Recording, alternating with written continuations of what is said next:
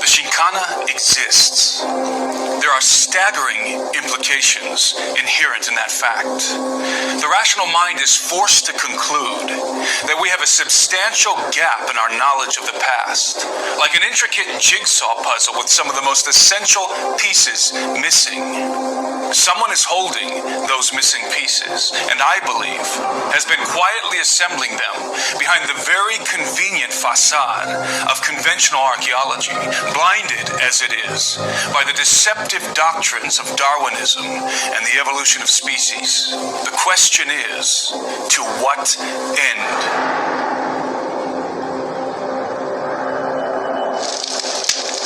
The clues for putting all the pieces together are hidden within the pages of Scripture, as well as in other ancient texts and oral traditions.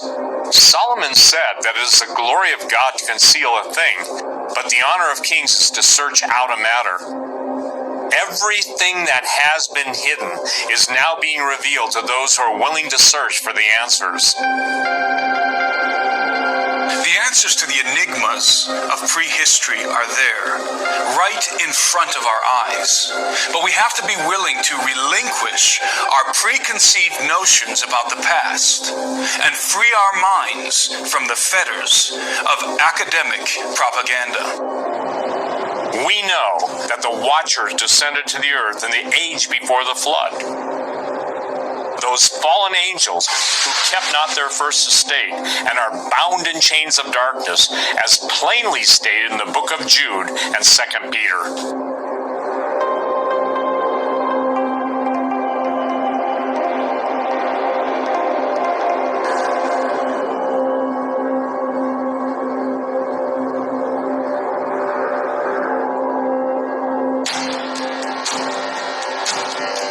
We know that these Watchers taught mankind forbidden knowledge and corrupted the genetics of life on earth, even producing their own hybrid offspring with the daughters of men, the mighty giants of old, as well as many other genetic monsters conceived through their perverted acts of rebellion. These perverted beings, these Watchers as they are called in the ancient texts, not only copulated with human women, but also with beasts, with animals. So you can imagine the genetic mess of unsanctioned sentient entities inhabiting the planet before God put a stop to it all, literally washing the slate clean in the waters of the flood. The age before the flood of Noah was a time of extreme wickedness on the earth, a time of bloodlust, paganism, and sexual perversion, unparalleled in all of history. Mankind betrayed his creator and followed in the rebellion of the B'nai Elohim, the sons of God, the fallen angels. The chaos wrought by the Watchers persisted for over 1,000 years after their descent in the days of Jared until the flood of Noah, as reckoned in the Greek Septuagint. That's an incredible amount of time for the distribution and propagation of hereditary genes. That is to say, 1,000 years of mutations in the DNA of not only the human race, but many other species besides. The supernatural seed of the fallen Watchers was like a virus that ultimately infected everything. Imagine the global empire of fallen angels and their hybrid offspring, the demigods of legend, giants, centaurs, satyrs, minotaurs, and a host of other genetic monsters roaming the planet and leading humanity in open rebellion against God for hundreds of years. This is what the ancients called the Golden Age, the time when the gods descended to commingle with men. Like Prometheus stealing fire from the gods, the Watchers brought down forbidden knowledge from heaven, knowledge that defiled the mind of man and hastened the destruction of the world.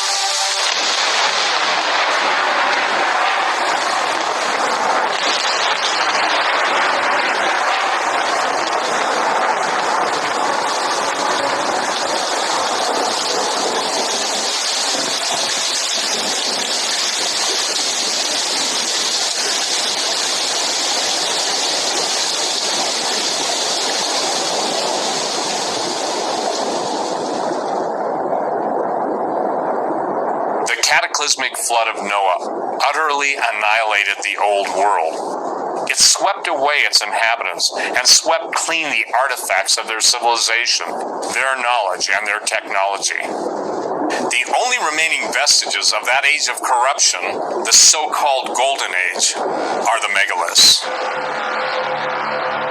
The term megalith refers to prehistoric edifices constructed with immensely large stones. The ruined foundations of these megaliths, still standing like fleshless bones after thousands of years of inundation and weathering, bear witness to the builder gods of the pre-flood world, their hybrid offspring, and their celestial knowledge. There exists a vast network of megaliths all over the planet, some of which are well known, like Baalbek in Lebanon and Stonehenge in England, while many others, such as the Bosnian Pyramid and the recently discovered megaliths in Siberia, have not even been officially acknowledged as artificial structures yet, because their unfathomable size absolutely demolishes the conventional paradigms of anthropology. Not only are there megalithic ruins dispersed over every continent on the surface of the earth, many megalithic structures, like the Shinkana, are buried under the ground and sunken beneath the oceans. This is a worldwide phenomenon that is much more widespread and significant than anyone even realizes. One of the most impressive and important megalithic sites in the world is located just outside the city of Cusco. The Inca called it Sacsayhuaman.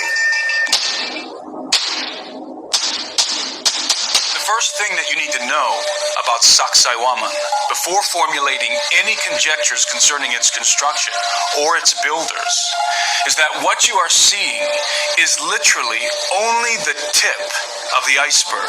When Anselm and his expeditionary team excavated at Sacsayhuaman, they discovered that more levels of these cyclopean walls were still buried beneath the sediment of the mountain, a testament to the fury and force of the Great Flood.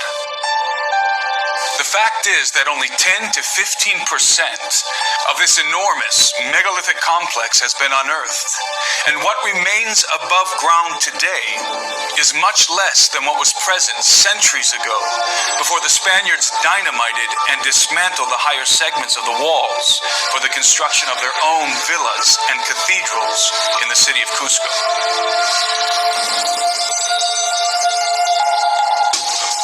Each mammoth block incorporated in the walls of Sacsayhuaman is precisely and uniquely fitted with the one surrounding it without the use of mortar.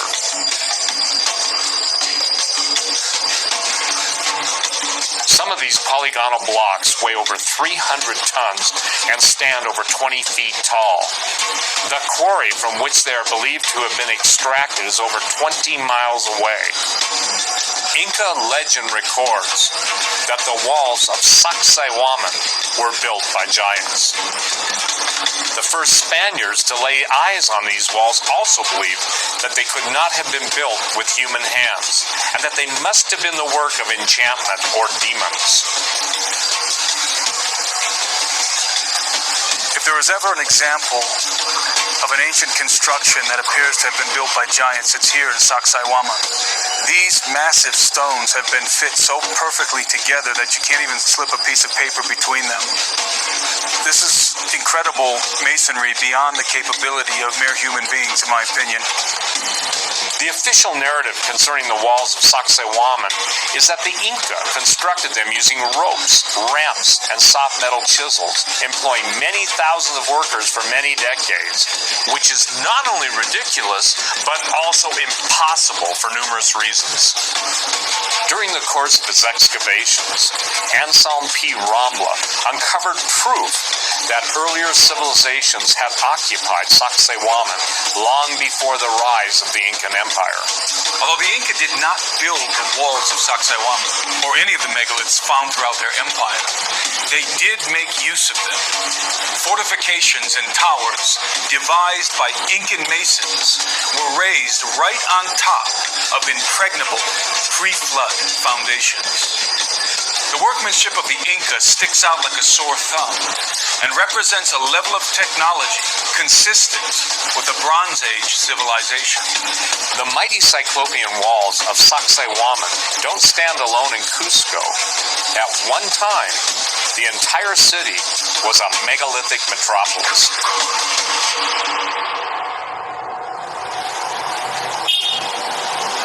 The city of Cusco itself bears witness to the superior technology that once existed in the distant past. Many of the buildings lining its streets and back alleys have been built on top of ancient megalithic foundations. Since its fall to the conquistadors in the 16th century, numerous devastating earthquakes have rocked the city of Cusco.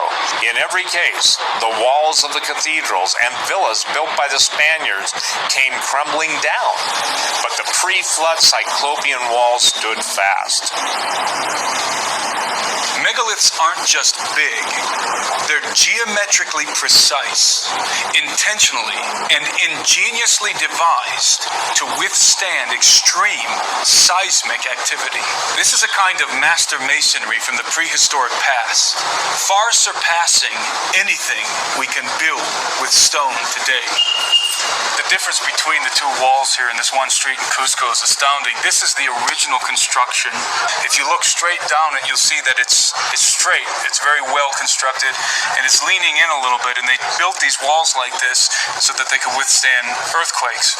This is the Spanish side of the wall, where the Spaniards took apart the blocks and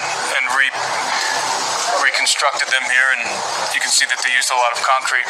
And if you look down this wall, you see that it is very poorly constructed in comparison to the original wall, very wavy, and you get the sense that this thing would come crashing down in the event of a large earthquake. The Cyclopean walls found throughout the region of Cusco are primarily comprised of hard andesite, basalt, and granite blocks, which have a distinguishing convex or pillowed surface to them with beveled joints, as if they were soft and malleable like clay when they were set into place and then pressed together. There is reason to believe that the antediluvians may have been able to somehow change the chemical composition or even the atomic structure of hard stone in order to make it softer and more pliable and possibly lighter. This may sound unbelievable, but it is consistent with what is observed in the streets of Cusco.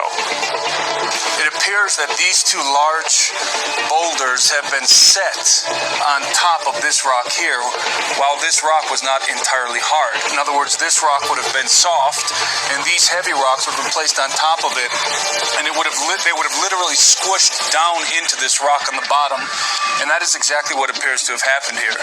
Aside from these stones having the appearance of being pressed together, raised ridgelines can be seen on their outer parameters when adjacent stones are removed.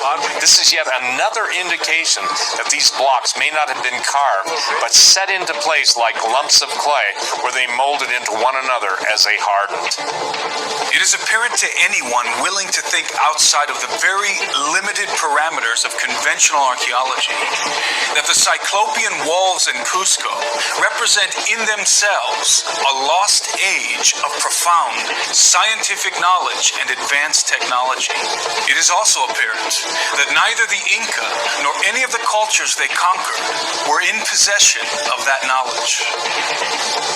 What is often overlooked is evidence indicating how suddenly devastation befell the builders of the megaliths. This is best illustrated in the place where the Inca won their greatest victory over the Spanish, Ollantaytambo. Ollantaytambo is located about 40 miles outside of the city of Cusco and was built up as a defensive position by the Inca against the invading Spaniards. The constructions at Ollantaytambo represent a fusion of pre-flood Cyclopean masonry with inferior Bronze Age level masonry and demonstrates an attempt by the Inca to copy the Cyclopean style, but the stark contrast between the two is glaring. Ollantaytambo has some of the most well-preserved and masterful Cyclopean masonry I've ever seen. Some of the curved corners in the walls are sculpted from single blocks and joined together with flawless precision. Just like at Sacsayhuaman and in the streets of Cusco, these walls were built at an inclination to withstand earthquakes. One of the amazing things about the engineering of these gigantic walls is that they were built on an inclination. This is a very advanced engineering, apart from the fact that these blocks are absolutely immense. Ollantaytambo is the key for decoding the origin and sudden disappearance of the megalith builders in the Altiplano. Combined in this one location are two distinct Cyclopean architectural styles: the polygonal convex blocks of the Cusco region and the rectangular interlocking vitrified blocks of Tiwanaku. These two styles together suggest that they are related and have nothing to do with the Inca.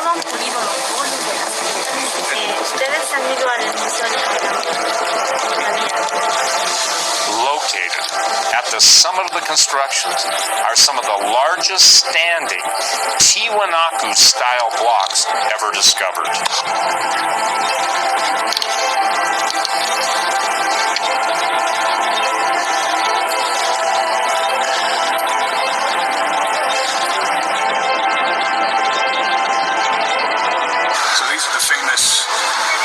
Stones here that make up part of the wall at the Temple of the Sun in Ollantaytambo. One of the interesting things that we notice, having come from Tiwanaku, is that we have these patterns that were being carved into these rocks, into the face of this wall, that are basically originate in Tiwanaku. And this is exactly what we're told by the guides. Whoever built this wall was either the same culture of the people who built in Tiwanaku, or they copied their form of construction. We're told that these smaller stones in between the large ones here were placed so that this structure would resist earthquakes, that when this structure began to shake, it would crush the smaller stones rather than the big stones cracking and falling. So it's pretty ingenious construction they had up here. Each one of these rocks weighs, each one of these stones weighs somewhere between 70 and 100 tons each, and were quarried from the side of the mountain, way up high in the mountains up there, and somehow were brought and placed to where they are now. These gigantic blocks were cut out of the bedrock near the peak of the mountain at very high elevations, and then carried down the mountain, over the river, across the valley, and up the dirt ramps that are still present to this day, before being set into place without a scratch on them. This was, in every sense of the word, a superhuman feat. What is undeniable about Ollantaytambo is that whoever the builders of the megaliths were, they suddenly disappeared before finishing the project. Large blocks of stone were left lying on the ground, as if dropped in panic and confusion. It is claimed that this abrupt cessation in construction was due to the invasion of the conquistadors. But it is far more likely that the invading force was not the Spanish, but the waters of the Great Flood. This behind me is called the military zone up here in Ollantaytambo, because this is where the Incas built their stronghold to resist the conquistadores that were moving in on them. Our theory about this place is that the Incas found construction here that was extremely advanced, and so they decided to build on top of it or add to it. They probably thought it was a holy place. They certainly revered whoever the mythical builders were of this place. In their eyes, perhaps giants or gods that built these immense constructions. And as you can see, there's a huge difference between the massive, intricate stonework that we found in Pumapunku and what we we see here at the Temple of the Sun, and what the Incans built in haste here behind me to fortify themselves against the Spanish.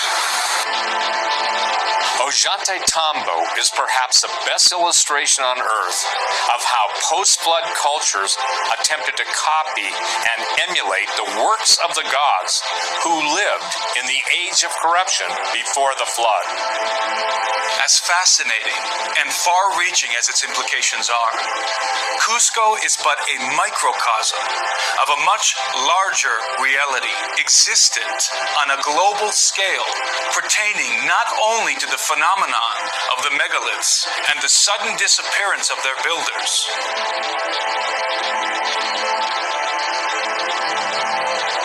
but also to the special knowledge that the Holy See harbors concerning them.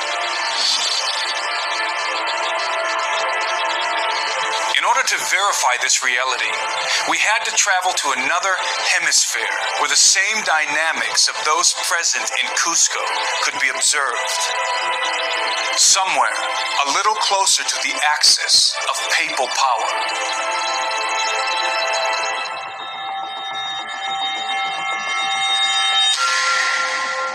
The island of Malta.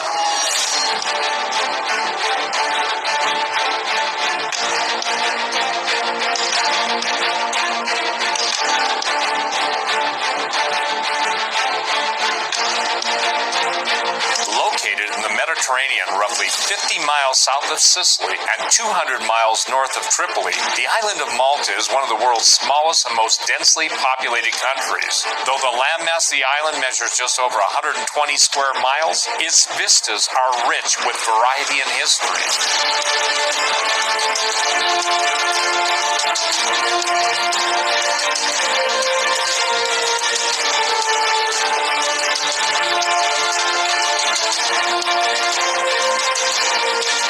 Malta's strategic location in the Mediterranean has made it an important asset to a succession of powers throughout history. But it was the Knights Hospitaller, otherwise known as the Knights of St. John, that left the most enduring mark on the societal development, art, and architecture of the island. Over the centuries, Malta has accommodated a diverse array of governing powers. The Phoenicians, Greeks, Romans, Moors, Normans, Sicilians, Spanish, the Knights of St. John, and most recently, the French and the British, have all ruled the island for a period of time during the course of its colorful history. As a result, modern Malta is an eclectic blend of ethnic and cultural heritages. But the identity of the earliest inhabitants of the island is shrouded in mystery, because just like the megalith builders of Cusco, they seemingly disappeared overnight without a trace. Although located in two different hemispheres, Cusco and Malta are surprisingly similar in a few very intriguing ways. First, the Church of Rome has a prominent and long-standing presence in both. Second, there is a hidden network of ancient underground structures and tunnels in both. And third, both are home to large Cyclopean megaliths.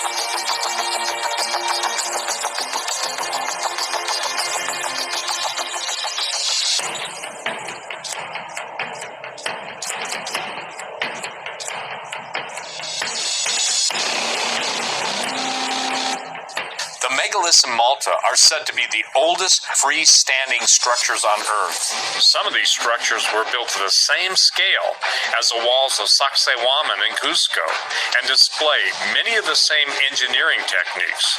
But because they were constructed with limestone, which is considerably softer than granite and andesite, they are much more eroded. Close proximity to the sea has also exposed the stones to a constant blast of corrosive salty air there for thousands of years. What's fascinating is that in the mid-16th century, while the Spaniards were looking on the walls of Sacsayhuaman in Peru for the first time and walking through the ruins of Tiwanaku in Bolivia, the first excavations of the megaliths on Malta were beginning, and the very same conclusions were being drawn by the explorers in both hemispheres. These were all structures built by an extinct race of antediluvian giants, which is exactly what the ancients have been telling us for thousands of years.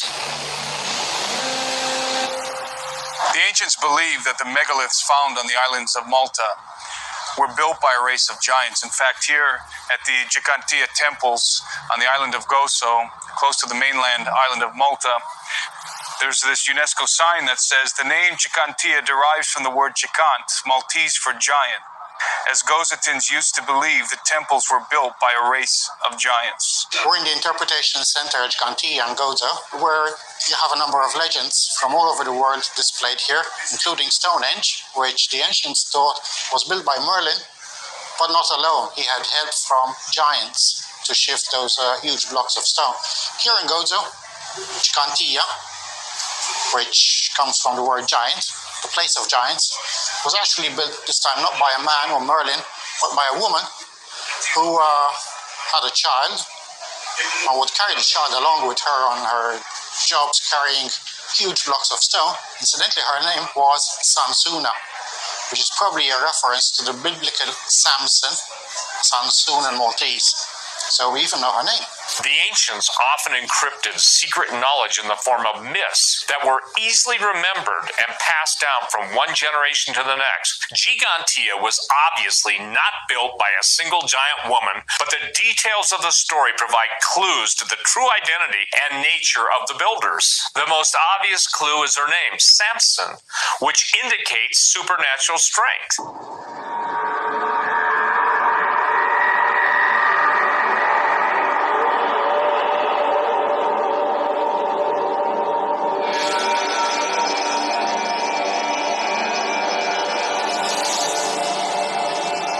What's important to note about the megalithic blocks used in the construction of these sites here in Malta is that many of them are fragmented. They're fragmented now, but you have to imagine these blocks as solid pieces at one time. These were solid blocks of limestone, and you can see where they're fragmented and where they've chipped off.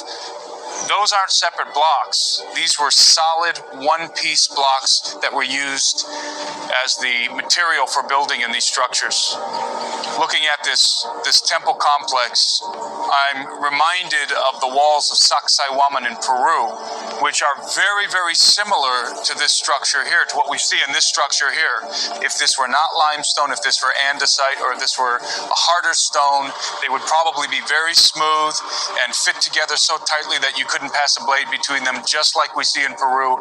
And what that suggests is something that conventional historians and archaeologists can't accept, that there was once a common global race, very likely of giants, that were building megaliths all over the earth in a very similar fashion.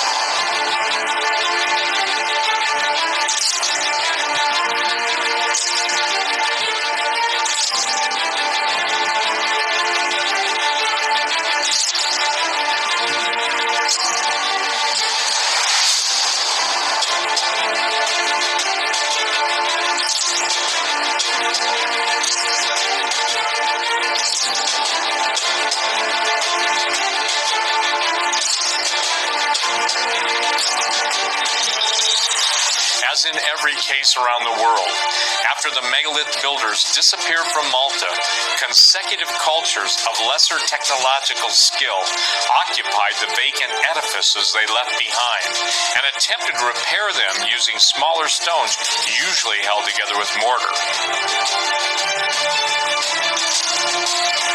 Archaeologists often ignore this obvious fact and credit the primitive latecomers with the building of the impressive structures they merely inhabited and refurbished.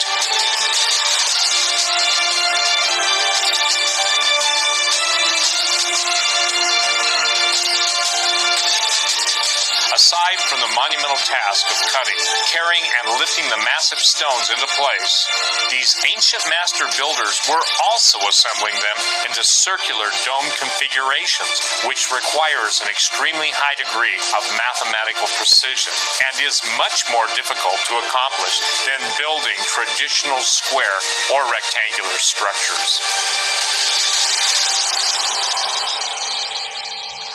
It is important to note that in the age before the flood of Noah, the Mediterranean may not have existed as an inland sea, and therefore what we presently know as Mediterranean islands, such as Malta, may very well have been the most elevated regions of the once dry land that is now immersed in the waters of the Atlantic.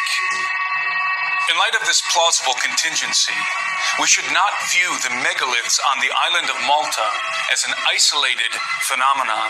It is very likely that many more of these cyclopean structures were once present all throughout the Mediterranean basin before it was flooded. Furthermore, because of the presence of these megaliths, according to our research, we should expect to find an extensive network of subterranean complexes connected by what might be designated as the Northern Hemisphere's version of the Shinkana. Just like in the Altiplano and everywhere else on Earth where megaliths are present, what's above the ground is not nearly as impressive as what's below it, and Malta is no exception. It is well known that there is a vast maze of tunnels, caverns, and catacombs burrowed deep into the limestone bedrock beneath the island. In fact, during World War II, as the Axis forces were unleashing one of the most brutal and prolonged bombing campaigns in history, many of these tunnels and caverns were used by the Maltese people and Allied forces for shelter and for the storage of munitions and other vital supplies. Numerous legends have surfaced over the years concerning strange entities, including giants inhabiting the hollows of the subterranean world, especially relating to Malta's most famous ancient underground complex, the Hypogeum.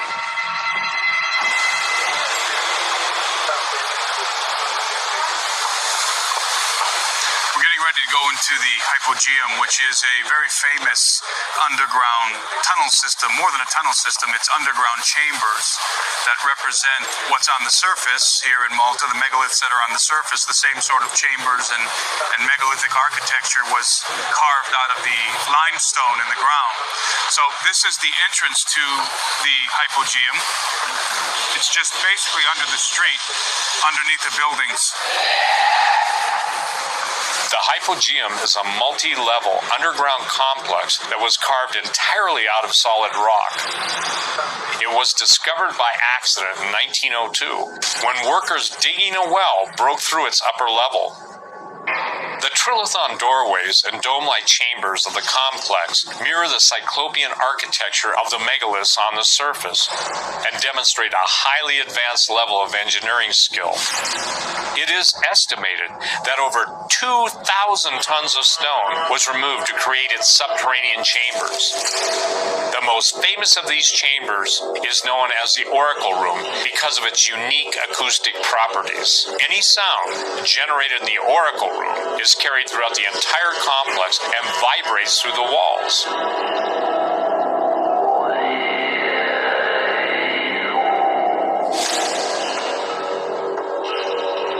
At one time, a large megalithic structure stood directly above the entrance to the Hypogeum. It is believed that even more of these underground complexes may exist beneath the other megaliths on the island. Access into the Hypogeum is very restricted. You're not allowed to carry anything in with you, and you're certainly not allowed to film or take pictures. Even the historical narrative is carefully controlled. Before you can descend into the complex, you have to view a video presentation which asserts, rather ridiculously, that a group of primitive Stone Age farmers, using only obsidian chisels and deer antlers, were the builders of the Hypogeum. When finally I descended into the complex, I was immediately struck with how haunting the atmosphere was. Apart from the natural darkness, there is a palpable metaphysical darkness lingering in the atmosphere down there. It's not at all like a cave or a tunnel. It's much more like a crypt, a place of esoteric power.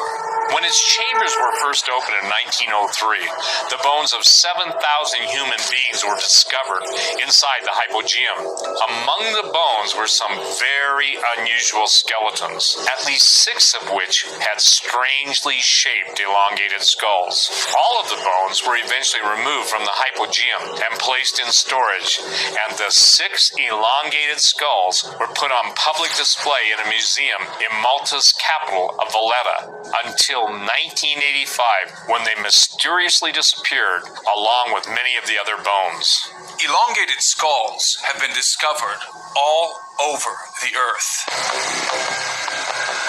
Many of these peculiar skulls are not just abnormally shaped, they are anatomically different than ordinary human skulls.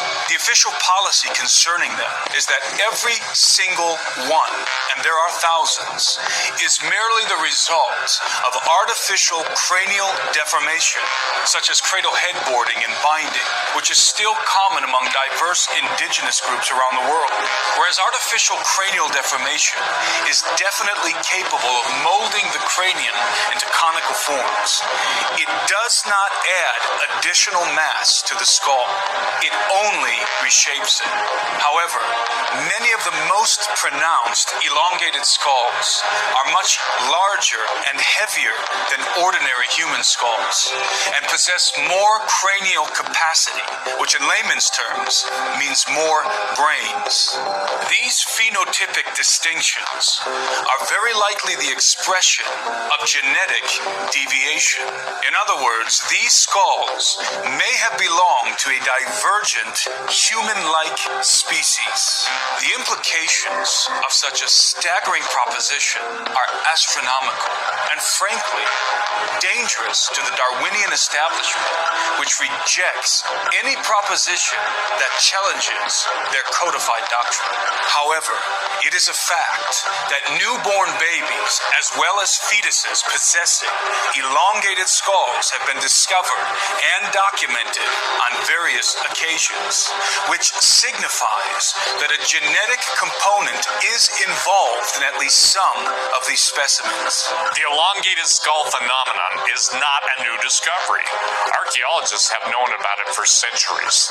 They have known, for example, that in ancient Egypt, the elongation of the skull was a mark of royalty and prestige, and even accentuated in the depictions of the royal line, such as in the case of King Akhenaten, and even more so in the depictions of his daughters. It is possible that the tiaras, headdresses, and crowns of not only Egyptian royalty, but many other ruling factions besides, may in fact be implying an intentional imitation of some venerated hybrid race.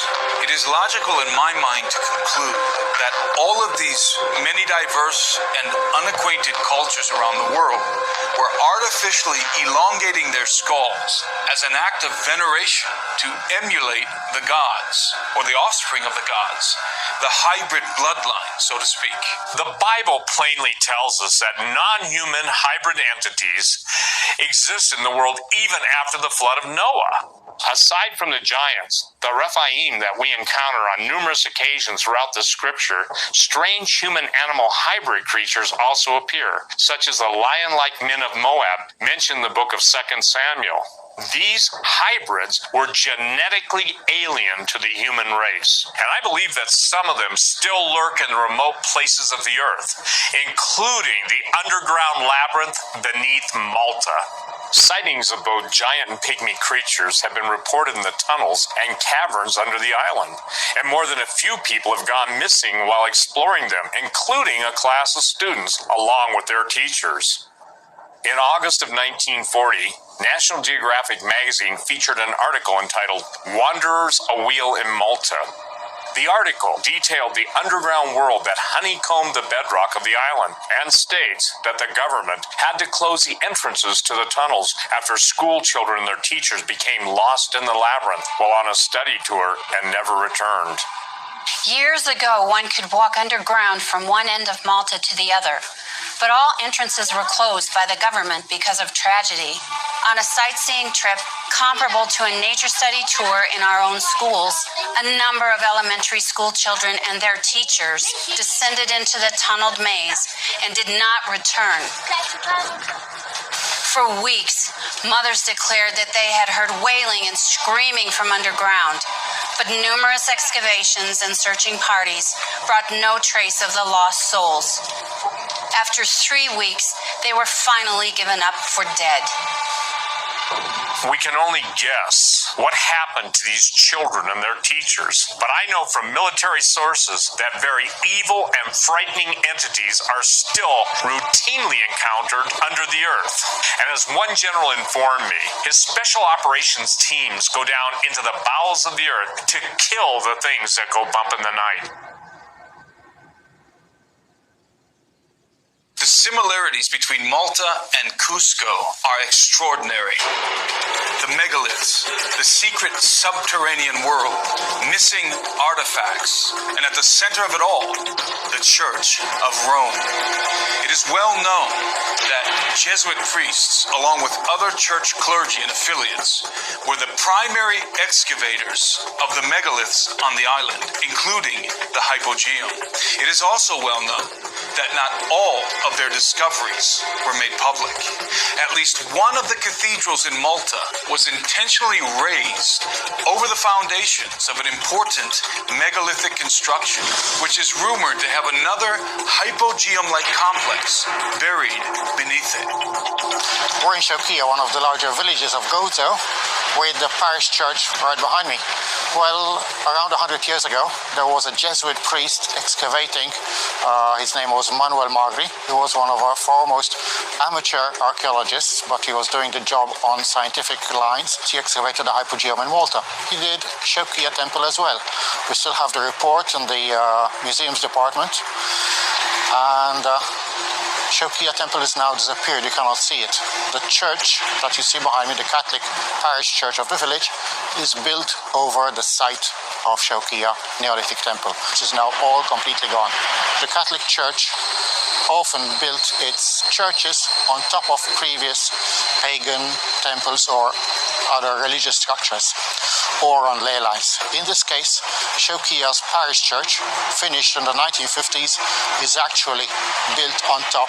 It has smothered and removed any evidence of Shokia temple. Just like in Cusco, the Church of Rome has intentionally occupied strategic archaeological sites in Malta and has had special access to both the megalithic ruins on the surface of the island and the subterranean labyrinth beneath it for centuries. There is no question in my mind that more underground complexes like the hypogeum exist, but are hidden from the eyes of the public. Who knows what sort of artifacts have been removed from these mysterious chambers and secreted away to the Vatican vaults under St. Peter's Basilica in Rome. One thing is for certain, the operatives of the Holy See who have access to those vaults know full well that Stone Age farmers did not build the megaliths on Malta or anywhere else in the world. So who built the megaliths?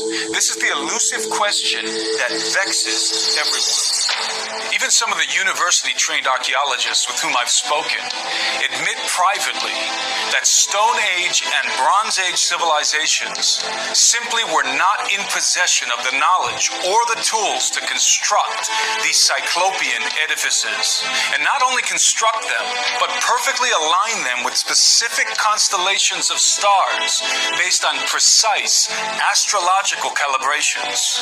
It is clear that whoever built them had an advanced comprehension of the cosmos. It is also clear that at some point in the distant past, the knowledge knowledge of Cyclopean megalithic masonry abruptly disappeared from the earth. This is a resounding indication that something catastrophic obliterated the old world. Knowledge such as this, so profitable to mankind, is not simply discarded or forgotten.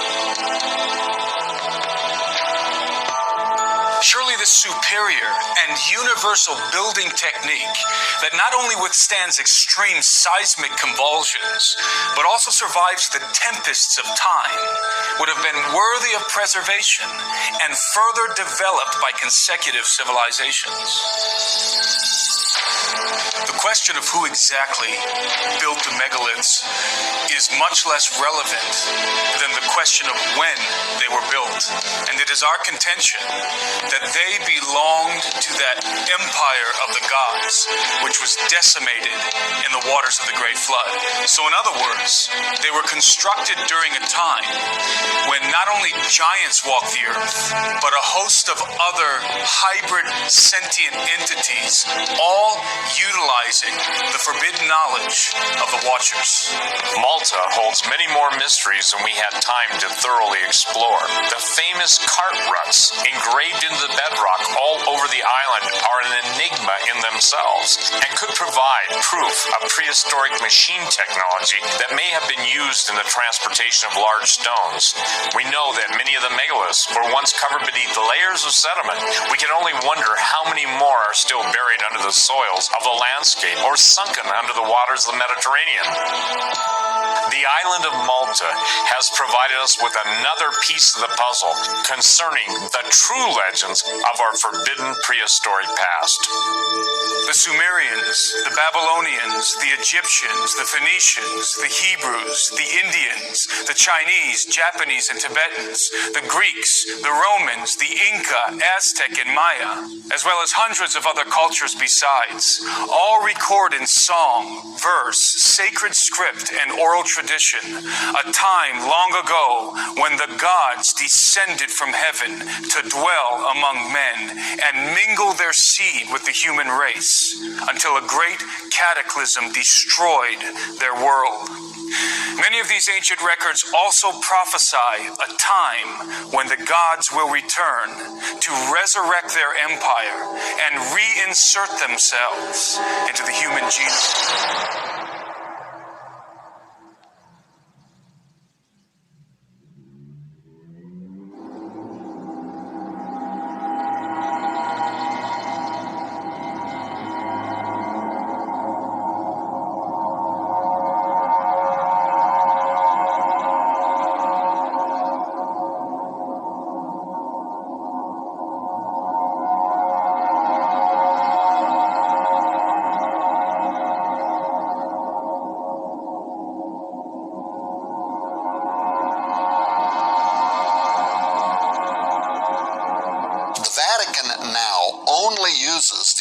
Telescope for one purpose. One, he said, and that is to monitor exo-worlds on which they believe the conditions exist for extraterrestrial life.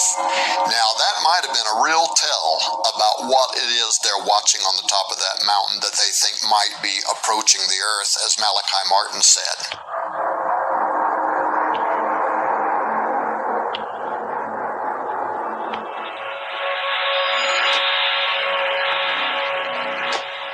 I'm often asked, why does any of this matter? Why should we care about these watchers that descended from heaven, or about giants in a pre-flood world? The answer is simple, because it's all going to happen again before the end of the age. The golden age of the gods is going to be resurrected.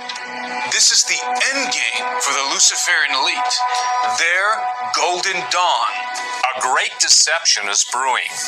You have to be grounded in the truth in order to withstand the storm that's coming. How you react to this deception is going to hinge on your understanding of the gospel and the world before the flood of Noah. We are about to enter into a time that has been anticipated by the adepts of the mystery schools for thousands of years. The gods are returning to the earth to dwell among men and mingle their seed with the human race, just as they did in the age before the flood. The procession of history is going full circle back to the beginning, and the Vatican is leading the parade. What most people don't realize is that the Church of Rome is a continuation of the Babylonian mystery religion that began in the plains of Shinar. It is destined to open the gates of the gods and usher in a new golden age led by the lawless one, the reincarnation of Nimrod. The hierarchy of the Church of Rome is a continuation of the ancient Sumerian and Babylonian priesthood. The fish-head miters worn by the highest-ranking officials of the church represent a Mesopotamian hybrid demigod known as Uwana Adapa to the Sumerians, Oannes to the Greeks, and Dagon to the Hebrews. According to legend, Oannes was a hybrid fishman who emerged out of the sea to re-instruct mankind in the lost arts of science, technology, and civilization that the gods had revealed to men before their empire was destroyed in the cataclysm of the flood. Since the conception of the Roman Catholic institution in the 4th century, under the direction of Emperor Constantine, the Church of Rome has become the epicenter of occult power on earth, hijacking the gospel of Jesus Christ and masquerading as his bride, thus making herself the mother of all harlots. Rome has always been the seat of the Pontifex Maximus, beginning with the imperial Caesars, until the crown and scepter were inherited by the popes.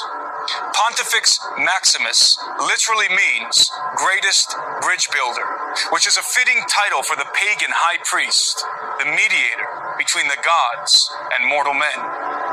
Although the temporal power of the popes has waxed and waned over the centuries, the spiritual power of the high priest of Babylon has only burgeoned behind a counterfeit facade of Christianity. In many ways, the Pontifex Maximus is the continued embodiment of Nimrod, and the Roman Catholic Church, the perpetuation of Mystery Babylon. It is no wonder, then, that the Church of Rome should be interested in the forbidden knowledge of the fallen entities that inhabited the world in the age before the flood, since it was Nimrod who resurrected the worship of the hosts of heaven and rekindled their rebellion in the hearts of men.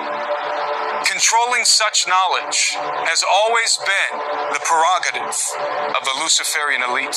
Since its inception, the Church of Rome has been conquering, controlling, and co-opting the pagan mystery cults around the world.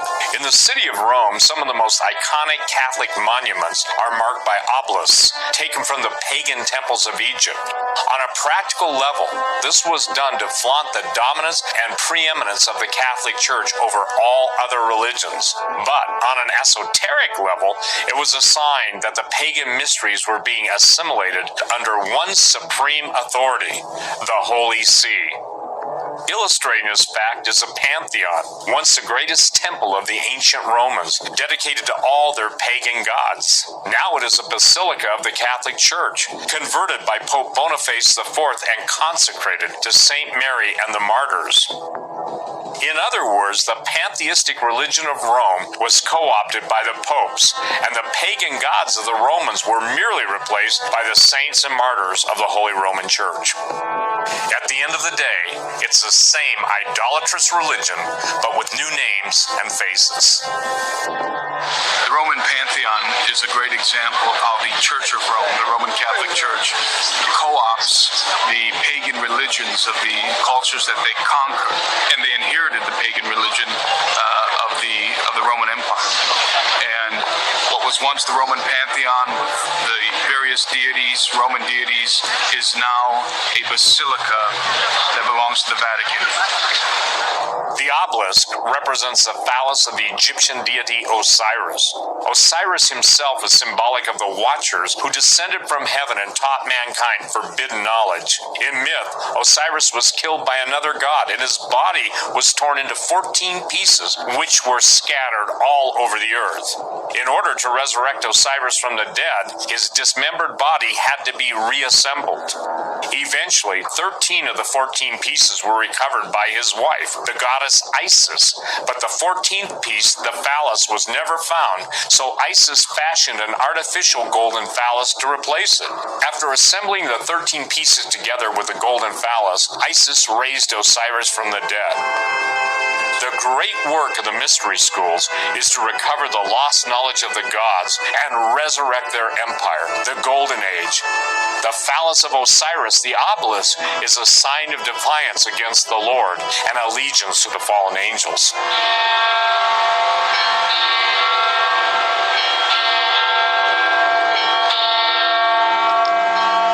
Mystery schools exist to recover and reassemble the lost knowledge of the Watchers, the dismembered body of Osiris. Initiates of the mysteries are embedded within the most powerful governing organizations in the world, but they stay hidden in the shadows of their secret societies. They are the Luciferian elite, the priests of power, pulling the strings from behind the thrones, guiding the hand of politicians and kings in order to catalyze the necessary geopolitical and metaphysical components, setting the stage for the arrival of the man they call their prince who is to come, but who we know as the son of perdition and the Antichrist. I believe he is coming in the clouds and will be hailed as our extraterrestrial savior. The Vatican is secretly preparing for the arrival of alien saviors. As crazy as that sounds, the exotheology is already being drafted. For several years now, Jesuit astronomers have been posturing themselves and their church for disclosure, speaking openly about life on other planets and the accommodation of extraterrestrials into Catholic doctrine, even declaring that if given the opportunity, they would eagerly baptize aliens. Welcome back to the world over. In May, Pope Francis set tongues a-wagging when in a homily during his morning mass, he referenced a visit from extraterrestrials. The media ran with it and suggested that the Catholic Church was confirming the existence of intelligent life on other planets. Joining us tonight is a man who has literally pondered the mysteries of the heavens as part of his job. He is an astronomer at the Vatican Observatory and the president of the Vatican Observatory Foundation, a Jesuit, and the co-author of the new book, Would You Baptize an Extraterrestrial? We're delighted to have joining us Brother Guy Consolmagno in studio. Great to see you, brother. Great to be here. Thanks for having me. Pope Francis, during one of his morning homilies, had this to say. I'll share it with the audience. He said, imagine if, for example, tomorrow, an expedition of Martians came, green with long noses and big ears, just like children draw them, and were to say, I want to be baptized, what would happen? Here's the big question. Yeah. Would you baptize an extraterrestrial? Only if she asks. Okay. Much of what is said in public by Vatican officials concerning aliens is tongue-in-cheek, facetious, as if their interest in extraterrestrials is more of a playful fancy than a serious consideration. But this is a very carefully calculated process of acclimation. Like the proverbial boiling frog, the masses are gradually being conditioned for disclosure without even realizing it. If you want to change somebody's worldview, you don't just come out of the gate with an argument that is diametrically opposed to everything they believe. You use the Fabian process of gradualism. You send out these little softballs like, well, if there was an alien intelligence, we would be willing to baptize them into the Catholic faith because, after all, if they exist, they must be part of creation, so they're part of what God made. Little by little, they've changed that, though, and they've went to now saying it's very possible that the alien intelligence is morally superior to us, because what we know about ourselves is that we are fallen. But we can't assume the same thing about the aliens. Therefore, our space brothers may know more about God and the gospel than we do.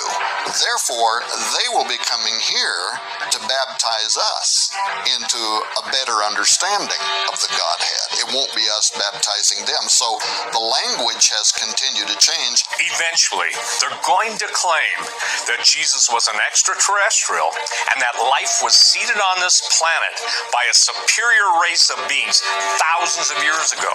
And they may even produce documents and artifacts that have been locked away in their archives and vaults for centuries to prove their claim.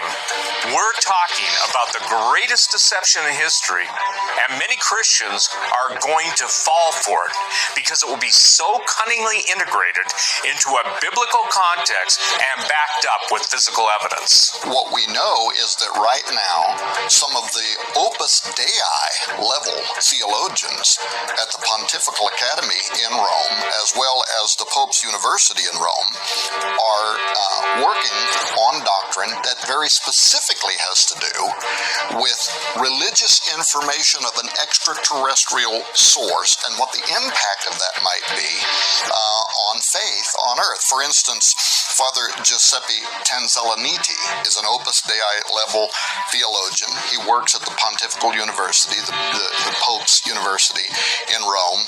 And here's what he says. He says that if extraterrestrial intelligence provides information, it may cause us to have to rethink everything we have ever known and believed about the gospel. Here's a quote. He says, it would not immediately oblige the Christian to renounce his own faith in God simply on the basis of the reception of new unexpected information of a religious character from extraterrestrial civilizations, but that such a renunciation could come soon after as the new religious content originating from outside the earth is confirmed as reasonable and credible. Let me insert here. I have no idea how you would be able to confirm extraterrestrial information that's going to alter the gospel would be reasonable and acceptable, incredible. I don't know what that process is, but let me keep going. Quote, once the trustworthiness of the information has been verified, the believer would have to reconcile such new information with the truth that he or she already knows and believes on the basis of the revelation of the one and triune God, conducting a rereading of the gospel inclusive of the new data. They seem to be preparing themselves. And not just, well, what if, maybe someday. I mean, they seem to be intentionally creating dogma that is going to position the Roman Catholic Church to be at the forefront of an official disclosure moment, the official voice piece. Well, maybe these guys are talking about this because of something that another Roman Catholic priest had talked about, Monsignor Corrado Balducci. Corrado Balducci was an exorcist and theologian of the Vatican Curia and the foremost demonologist of the Church. During the pontificate of Pope John Paul II, ironically, Balducci also became the official spokesperson on the subject of UFOs and aliens. Before he died, Corrado Balducci went on a series of Italian television programs talking about aliens, saying that they are real, that he had evidence that they are real. Furthermore, he said as an exorcist, he could confirm that they are not demons and they are not angels. He said they are advanced humanoid-like intelligences. But even more outstanding was what happened just before he died. He came to the United States. He agreed to be part of a documentary film in which he said not only only is the Vatican aware of the alien intelligence, but there is an advanced guard of these aliens who are already here on Earth.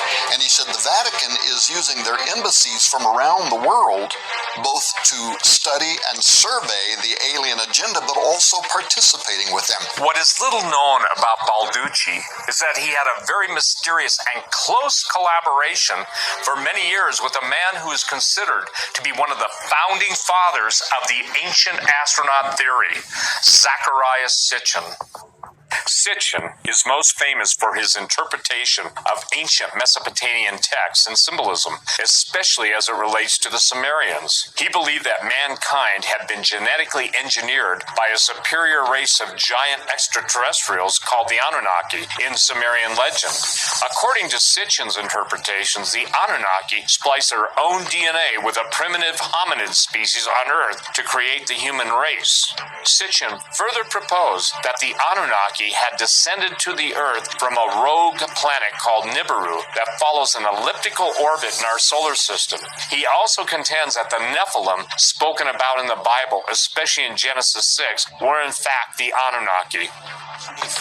While in Rome, I had the opportunity to speak with one of the most knowledgeable Vatican researchers that I know, author Leo Zagami, who has been extremely accurate with predictions regarding the Holy See.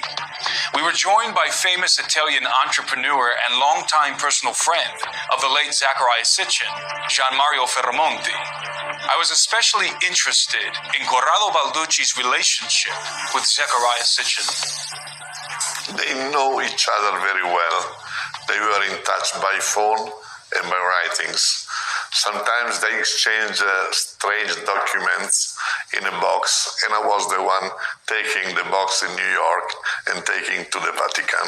What kind of documents were in this box? I could not open them, of course, and I never opened it, but I know they were interesting documents. What do you suspect? What is hiding by the Vatican? You know that Vatican, in the down part of the Vatican, there are thousands of everything. Artifacts. These are not really hidden in the archives, and let's not, because people think, the secret archives, that's where That's a separate thing. It's a separate location, because if you have, let's say, you are well introduced in the Vatican, you can have eventually access to the secret archives, but you can never have access to the secret artifacts, which are kept in this big, huge underground basement. So there's more than just ancient texts beneath the Vatican. We're talking artifacts. Yes. And do you believe that they have artifacts from the past that would help, if they came to light, would help explain some of what's going on? Absolutely sure. And you think that this is what Zecharia Sitchin was transferring back and forth with the demonologists? I can tell you what Zecharia told me. We've been in touch for about 22, 23 years, till he was dying 4 years ago. And he said that at the beginning, the Vatican was a kind of enemy to him, because he was considered an enemy because he was a Jew, and because he was telling something wrong to the message to the humanity, because if there is an alien God, where is Jesus Christ? Who is Jesus Christ? Is an alien too, or who? What else? So after a while, they talked together many times. I was in the house of Zecharia in New York, and I listened to about 1 hour conversation by phone. And I know that the Vatican, Mr. Balducci, changed his ideas about what Zecharia was saying, and he was a fan of Zecharia at the end. It seems to me that the Vatican is promoting at this point in some sense, the work of Zecharia Sitchin, that they're almost preparing us to receive the aliens that are coming. Exactly, you got the point. They are preparing Earth for the encounter. Balducci is a controversial character. Now, I have made this series of books called Confessions of an Illuminati, which I showed you the volume 1. I arrived to 4 volumes, and in volume 3 I show an image which is very controversial, which shows Corrado Balducci together with the chief Satanist of that time, which was called Ephraim del Gatto, together participating in a ritual exorcism. Now, how is possible that the Vatican chief demonologist is together with the chief Satanist, Papa Nero, they used to call him in Rome, Ephraim del Gatto, and we actually have a photo that shows this collaboration between the Vatican and Satanists? I mean, it's unheard of. But there is more to this. There is a satanic sects in the Vatican that operate since ancient times. There is a place called San Benedetto in Piscinibus, which is on the near Borgo Santo Spirito, near where the Jesuits have their headquarters, a little bit before, there is this church. You can only see the rear part of the church. You can't ever get inside this church from outside. It's kind of locked in between two buildings, so you can't really go into it if you're not in those buildings and you don't have the passages to actually go inside. Why?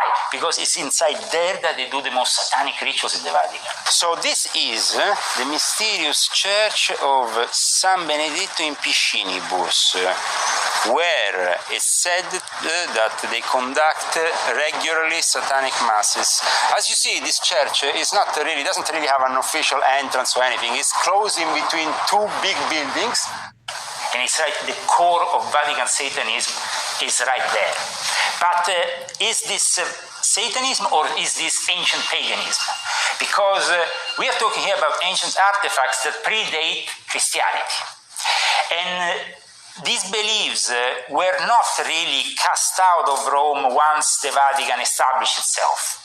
They were co-opted into... They were co-opted in. Like, for example, the 25th of December, after, the establishment of Christianity in the empire, they took basically the Mithras cult headquarters and transformed it in what is now the Vatican. Mm-hmm. But at the same time, they did that also with other religions. And some of the religions in the empire were bloodthirsty, blood cults. Basically, you had to, like Moloch, bring them a child, bring them a virgin.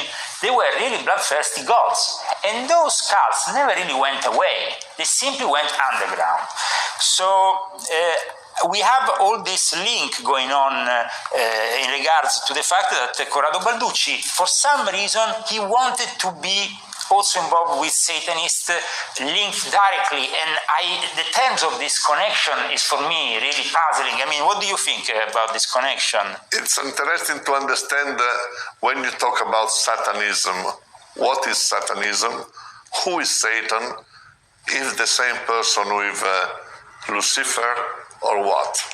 So this is the real question to understand. The idea of Zechariah, we have been talking a long time about this, was that Lucifer is one of these Anunnaki running this planet. In a personality, mm-hmm. This is an alive being, mm-hmm. living for thousands of years, and he lives inside Earth. And Sitchin was completely sure that there are cities underground where these people, these extraterrestrial lives. In many ways, Zecharia Sitchin was very close to the truth, but he was interpreting and advocating a perverted version of prehistory, written by a culture that was in open rebellion against God, even while the sons of Noah were still alive. Sumer is synonymous with Nimrod and Babylon. It was a kingdom that Nimrod founded in the plains of Shinar. Nimrod's name means the rebel, because it was he that led the inhabitants of the earth into rebellion and idolatry after the flood. The records of the Sumerians represent a biased recounting of pre-flood history told from a rebel's point of view. In the Sumerian account, the fallen watchers are called the Anunnaki and are seen as benevolent beings that genetically improved the human race and taught mankind the arts of civilization. The God of the Bible, who sent the flood, is characterized in the Epic of Gilgamesh as a grotesque monster and is despised. Nimrod is depicted as a mighty hero and the offspring of the gods.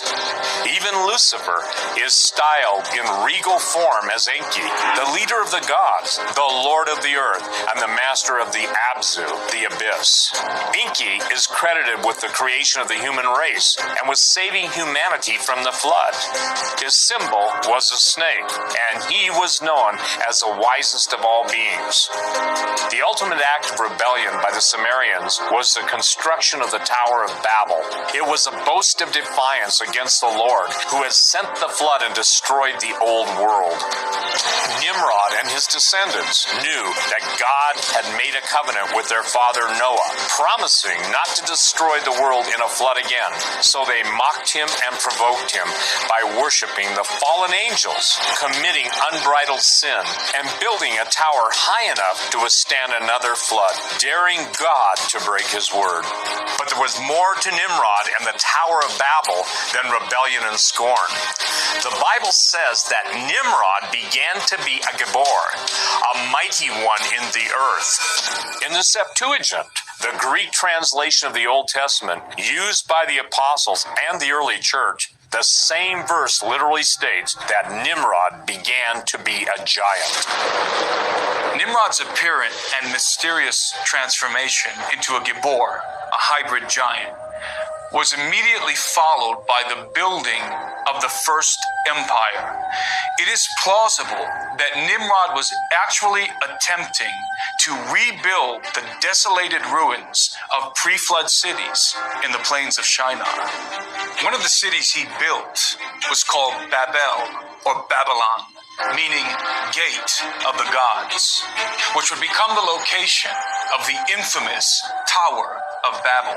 You get the impression that not only was Nimrod a tyrant and a rebel, he was also engaging in some kind of sorcery involving the opening of metaphysical gates. The Sumerian cylinder seals depict the god Enki emerging through a gate or portal from the Abzu, the abyss. The Sumerians constructed a temple over this metaphysical gateway called the Abzu, which was never completed. Some archaeologists suggest that the Abzu was in fact the foundation of the Tower of Babel, or the Tower of the Gate of the Gods. Nimrod's genetic transformation and sudden impulse to build the Tower of Babel seems to correspond with the recovery of pre-flood knowledge represented by Oannes, the fish man who emerged out of the sea. The half-man, half-fish appearance of Oannes is probably symbolic of preserved knowledge from the antediluvian world, since only creatures of the sea survived the flood. This may be an indication that Nimrod had somehow made contact with demonic entities and recovered some of the knowledge relating to the sorcery and science of genetic manipulation and the opening of dimensional gates. Both the records of the Sumerians and the biblical account, together with other ancient apocryphal texts, suggest that Nimrod was attempting to bring about the recurrence and restoration of the empire of the gods that was destroyed in the waters of the flood.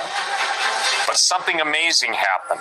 God himself intervened to stop Nimrod from accomplishing his plan and confuse the language of the people so that they could no longer continue their work.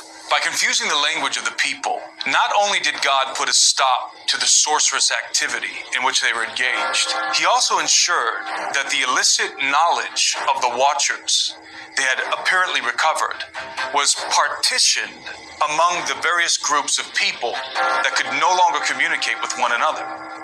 This knowledge is now compartmentalized and preserved only in part by various occult mystery school factions all over the earth. The mythology inscribed on the tablets and cylinder seals of the Sumerians was devised by the first civilization to emerge in the world after the flood of Noah, a civilization following in the rebellion of Nimrod and the fallen angels. It was in the plains of Shinar that the seeds of idolatry and sorcery were sown in every culture. When the people were separated at the Tower of Babel, they eventually spread out over the whole face of the earth, each group carrying with them artifacts from Sumer and fragments of knowledge concerning the world before the flood of Noah. Over time, only the most fundamental elements of pre-flood history remained in each culture, such as the gods descending from heaven, giants, a great flood, and the premonition that someday the gods would return and their empire would be restored. But a true and accurate record was preserved by God through the descendants of Jacob, the story of creation, the fall of man, the descent and corruption of the watchers, the great flood of Noah, and most importantly, the incredible plan for the redemption of mankind through the sacrifice of God's own beloved Son, Jesus, were all preserved in the text of Scripture.